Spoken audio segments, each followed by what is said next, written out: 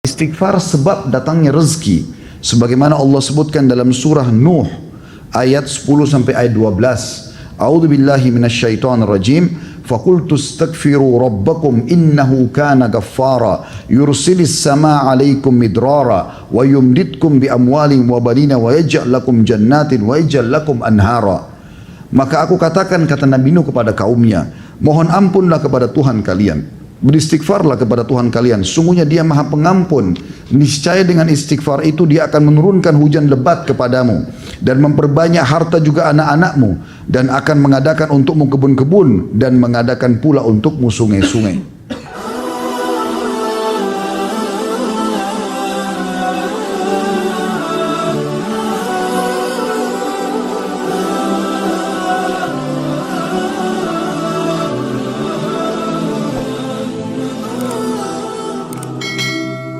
Kesempatan ini kita akan bahas judul khutbah yang saya beri nama hadiah emas dari Allah.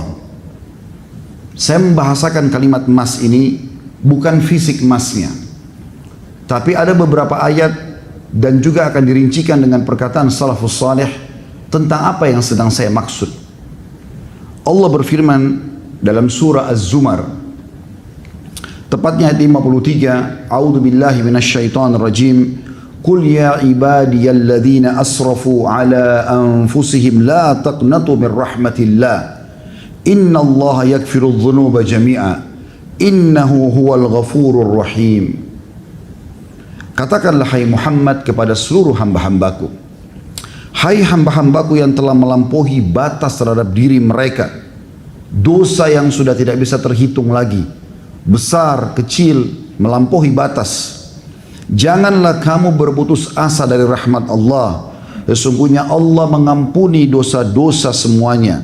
Sesungguhnya Dialah yang Maha Pengampun lagi Maha Penyayang. Di dalam ayat yang lain juga Allah berfirman dalam surah An-Nisa ayat 110, A'udzu billahi minasyaitonir rajim. Wa may ya'mal su'an aw yadhlim nafsahu thumma yastaghfirillah yajidillaha ghafurur rahima. Barang siapa yang mengerjakan kejahatan, pelanggaran-pelanggaran, menganiaya dirinya sendiri, maka kemudian dia memohon ampun kepada Allah, niscaya ia mendapati Allah Maha Pengampun lagi Maha Penyayang. Dalam surah Asy-Syura ayat 25 juga Allah berfirman, A'udzu billahi minasyaitonir rajim. Wa huwal ladzi yaqbalu at-taubata 'an ibadihi wa ya'fu 'anis sayyi'at wa ya'lamu ma taf'alun. Dan Dialah yang menerima taubat dari hamba-hambanya dan memaafkan seluruh kesalahan-kesalahan dan mengetahui apa yang kamu kerjakan. Dalam surah Al-A'raf 153 Allah juga berfirman, A'udzu billahi minasyaitonir rajim. Walladzina amilus sayyiati thumma tabu min ba'diha wa amanu inna rabbaka min ba'diha laghafurur rahim. Orang-orang yang mengerjakan kejahatan sebanyak apapun, sebesar apapun, kemudian bertaubat sesudah itu dan beriman, sesungguhnya Tuhan kamu sesudah taubat yang disertai dengan iman itu adalah Maha Pengampun lagi Maha Penyayang. Dalam surah An-Nur Allah gabungkan semuanya ayat-ayat tadi itu dengan kalimat yang pendek. Ayat 31, A'udzu billahi minasyaitonir rajim wa tubu ilallahi jami'an ayyuhal mu'minuna la'allakum tuflihun. Dan bertobatlah kamu sekalian kepada Allah wahai orang-orang beriman supaya kamu tergolong orang-orang yang beruntung. Dan banyak sekali ayat-ayat dalam Al-Quran yang serupa dengan ini. Semuanya sedang menuju kepada sebuah pesan penting. Yang saya bahasakan tadi judul khutbah kita adalah hadiah emas. Iya saudaraku seiman, hadiah emas dari Allah subhanahu wa ta'ala adalah istighfar dan taubat. Istighfar dengan mudah diucapkan dengan lisan, tetapi luar biasa efek dan manfaat yang kita bisa dapatkan. Istighfar adalah ucapan permohonan maaf. Ibaratnya kalau seseorang di antara kita melanggar pelanggaran di kantornya, kemudian dia mengatakan, saya mohon maaf atas pelanggaran ini, itu semakna dengan istighfar kalau diarahkan atau dilakukan untuk Allah subhanahu wa ta'ala. Kemudian taubatnya adalah ikrar tidak akan mengulanginya. seperti seseorang di kantor menulis bahwasanya saya berjanji tidak akan mengulangi kesalahan saya. Dan ini betul-betul hadiah emas dari Allah Subhanahu wa taala, karena sebesar apapun pelanggaran yang pernah kita lakukan tetap akan dimaafkan oleh Allah Subhanahu wa taala selama kita masih hidup. Kadang bahkan ada dosa-dosa kalau tidak sampai pada tingkat murtad dari Islam atau berbuat syirik yang membatalkan keimanannya, maka juga masih bisa diampuni oleh Allah Subhanahu wa taala dengan permohonan ampun orang lain untuknya, apakah keturunannya atau kaum muslimin. Bahkan juga dalam keyakinan ahli sunnah wal jamaah, siapapun yang melakukan perbuatan-perbuatan dosa, rahmat Allah masih luas. Karena pada saat dia meninggal dalam keadaan Islam walaupun banyak dosanya, maka disepakati dikatakan tahta masyiatillah, di bawah naungan Allah. Kata Nabi SAW, insya'a gafarah wa insya'a adzabah. Kalau Allah ingin, Allah maafkan. Kalau Allah ingin, maka Allah akan menghukumnya. Mari kita dengarkan teman-teman sekalian bagaimana perkataan para salafus saleh tentang masalah hadiah emas ini.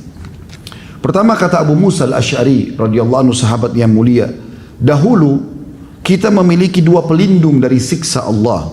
Salah satunya telah pergi, yaitu keberadaan Rasulullah SAW di tengah-tengah kita. Maksudnya beliau berbicara setelah Nabi SAW meninggal. Dulu waktu Nabi masih ada, kita kalau buat salah supaya Allah tidak hukum, datangnya Rasulullah, mohon ampun buat aku. Tapi sekarang sudah pergi Nabi SAW, tinggal satu lagi. Dan kata beliau, tersisa istighfar. Apabila ia juga telah pergi dari lisan seseorang di antara kita, maka binasalah kita. Juga disebutkan Qatada berkata rahimahullah, salah satu ulama tabi'in, Al-Quran menunjuki kalian penyakit dan obat penyembuh penyakit tersebut. Apapun masalahnya, termasuk masalah pandemi kita sekarang, apapun permasalahannya, kalau pandemi ini masih sangat kecil, terlalu banyak orang-orang yang telah Allah selamatkan karena istighfar dan taubatnya. Dahulu atau Al-Quran dikatakan kata rahimahullah, Al-Quran menunjuki kalian penyakit dan obat penyembuh kalian. Penyakit kalian adalah dosa dan obat penyembuh kalian adalah istighfar.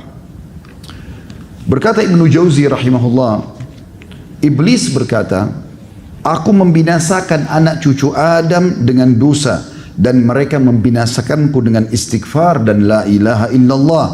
Manakala aku melihat hal itu ada pada mereka, aku tanamkan hawa nafsu pada mereka, di mana mereka berbuat dosa tapi tidak beristighfar karena mereka mengira diri mereka berbuat baik.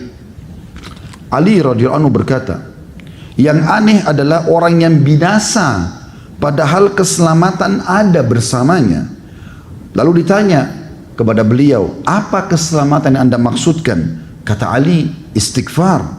Lalu beliau berkata, tidaklah seorang hamba diilhami oleh Allah yang maha suci dan maha tinggi untuk beristighfar sementara dia, Allah, berkehendak untuk mengazabnya. Artinya kalau seseorang dari kita sempat mengatakan astagfirullah, terlintas di lisan kita saja, berarti Allah sedang menginginkan untuk membersihkan dosa kita, yang berarti tidak ada hukuman dari Allah, dan juga berarti langsung otomatis rezeki Allah akan melimpah kepada kita, sebagaimana akan kita jelaskan nanti di penutupan khutbah insyaAllah.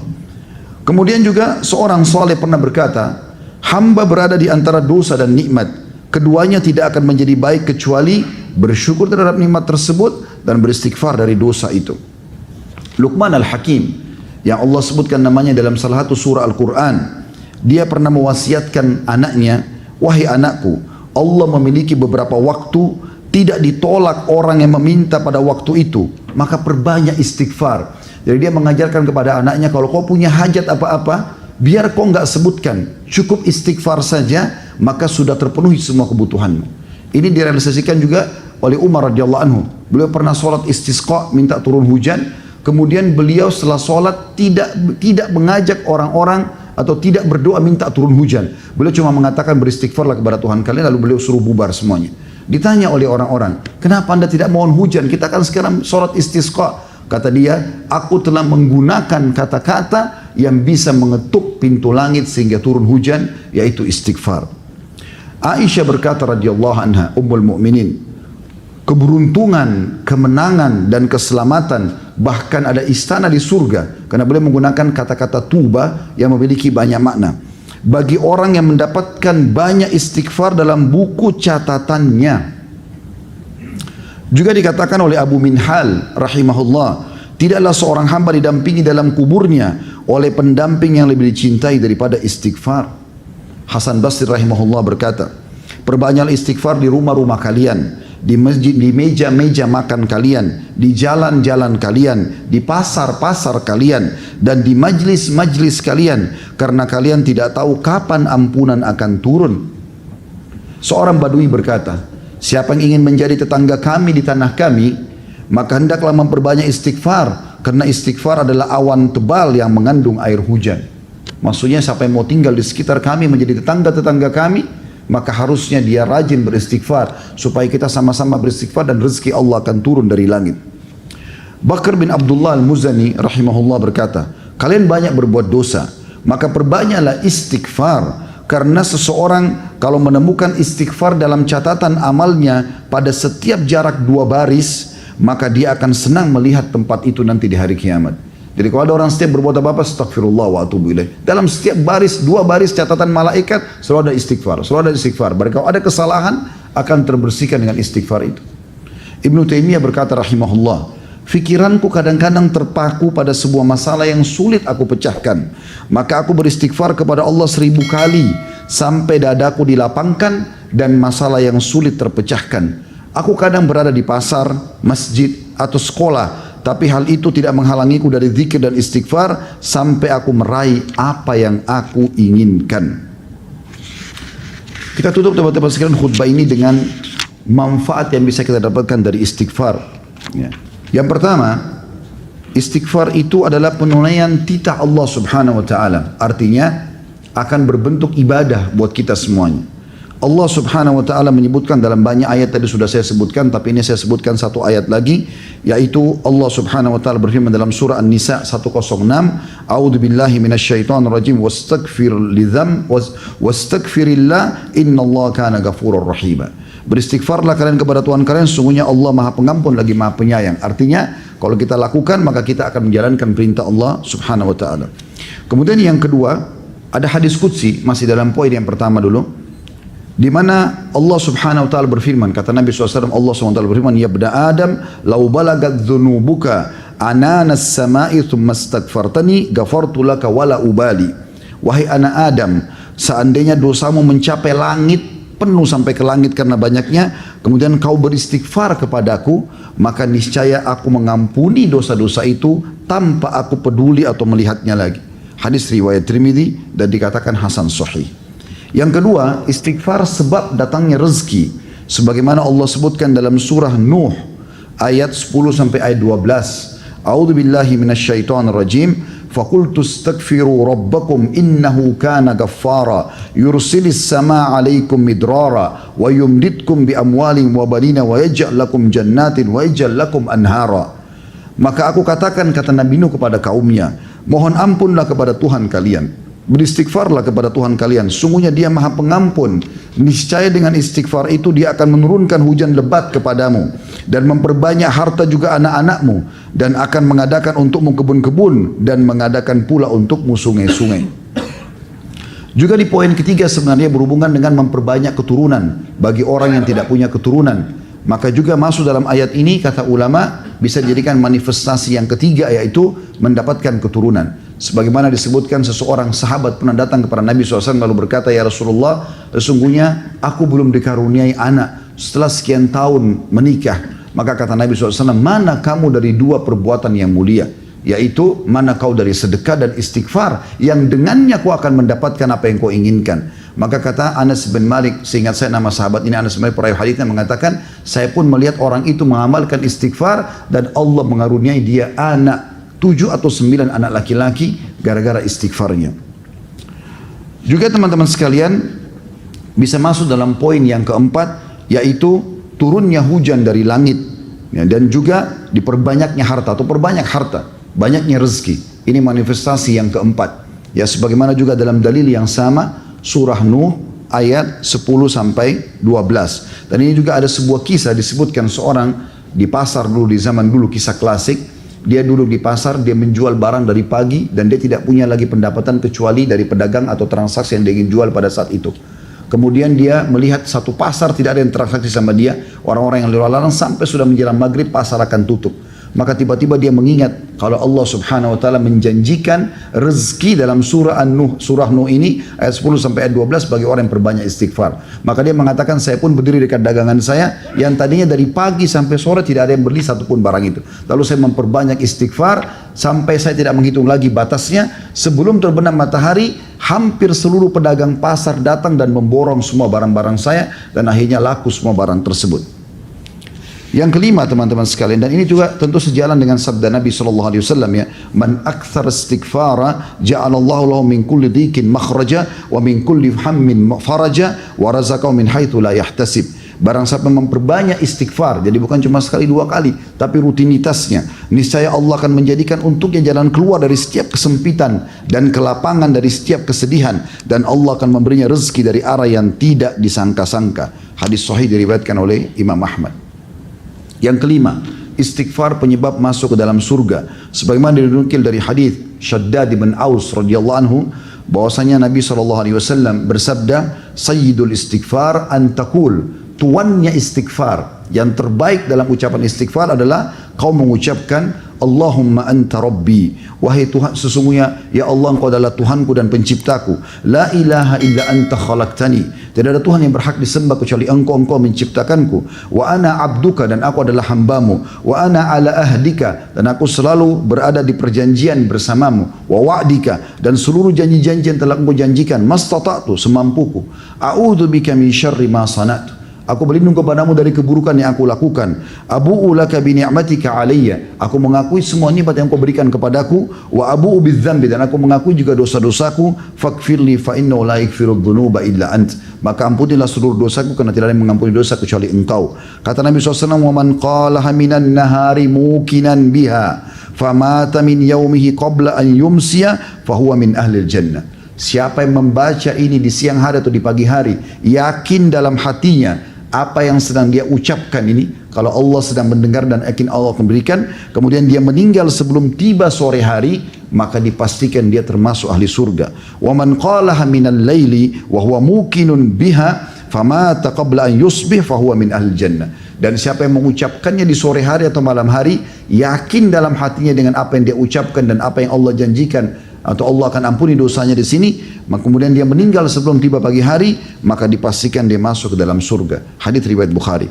Yang keenam, istighfar akan menghapuskan semua dosa-dosa, tidak terkecuali. Dan ini sudah kita sebutkan tadi dalilnya, tapi saya akan sampaikan perkataan Ibnu Mas'ud radhiyallahu anhu yang menjabarkan firman Allah SWT dalam surah Al-Imran ayat 135 yang bunyinya, A'udzubillahi minasyaitonir rajim, walladzina idza fa'alu fahishatan aw zalamu anfusahum dzakarullaha fastaghfaru lidhunubihim wa man yaghfiru dhunuba illa Allah wa lam yusirru ala ma fa'alu wa hum ya'lamun. Dan orang-orang yang apabila mengerjakan perbuatan keji dan menganiaya diri mereka, berbuat dosa, lalu mereka langsung mengingat Allah, lalu memohon ampun terhadap dosa-dosa mereka, dan siapa lagi yang dapat mengampuni dosa kecuali Allah, dan mereka tidak meneruskan perbuatan keji itu sedang mereka mengetahuinya. Kata Ibnu Mas'ud radhiyallahu anhu, di dalam ayat ini terdapat penjelasan bahwasanya apabila seorang hamba melakukan sebuah dosa lalu membaca ayat ini, kemudian beristighfar kepada Allah, maka Allah akan memberikan ampunan kepadanya. Kemudian selanjutnya teman-teman sekalian, yang ketujuh adalah yang bisa didapatkan, istighfar mencegah hukuman yang bisa turun dari langit. Sebagaimana Hasan Basri rahimahullah berkata, wahai anak Adam, meninggalkan dosa lebih ringan daripada engkau mencari taubat. Dan cara yang terbaik agar engkau selamat dari azab Allah adalah engkau tidak atau engkau beristighfar dari dosa-dosamu. Sebagaimana Allah berfirman di dalam surah Al-Anfal ayat 33, Allah menyelamatkan ada orang-orang yang berbuat syirik di Mekah, ya, bahkan Allah tidak hukum mereka justru karena masih ada kalimat istighfar yang keluar dari lisan mereka. Dalam surah Al-Anfal ayat 33, A'udzubillahi minasyaitonir rajim, wa ma kana Allahu liyu'adzibahum wa anta fihim wa ma kana Allahu mu'adzibahum hum yastaghfirun. Dan Allah sekali-kali tidak akan mengadab mereka. Mereka adalah orang-orang Quraisy penyembah berhala. Lalu Allah mengatakan, sedang kamu berada di antara mereka. Allah tidak akan hukum mereka sementara kau ada di antara mereka, hai Muhammad. Dan tidak pula Allah akan mengadab mereka sedang mereka meminta ampun. Apalagi kata para ulama, kalau yang memohon ampun itu adalah orang-orang beriman. Kemudian yang terakhir teman-teman sekalian adalah istighfar adalah sebab diangkatnya derajat seseorang setelah meninggal dunia. Sebagaimana disebutkan dalam hadits Abu Hurairah radhiyallahu anhu bahwasanya Rasulullah SAW bersabda, Inna Allah azza wa jalla yarfa'u darajata lil abdi salihi fil jannah fayaqul ya rabbi anna li hadhihi fayaqulu bistighfari waladika lak. Sesungguhnya Allah yang maha suci dan maha tinggi mengangkat derajat seseorang hamba yang saleh di surga, dan dia kaget dengan derajat yang sangat tinggi. Lalu dia bertanya, wahai Rabbku, wahai penciptaku, dari mana nikmat ini yang hamba dapatkan? Maka kata Allah SWT, dari istighfar anakmu untukmu. Jadi walaupun sudah meninggal bisa diampuni dengan cara seperti hadis sahih dan hadis hasan riwayat Imam Ahmad.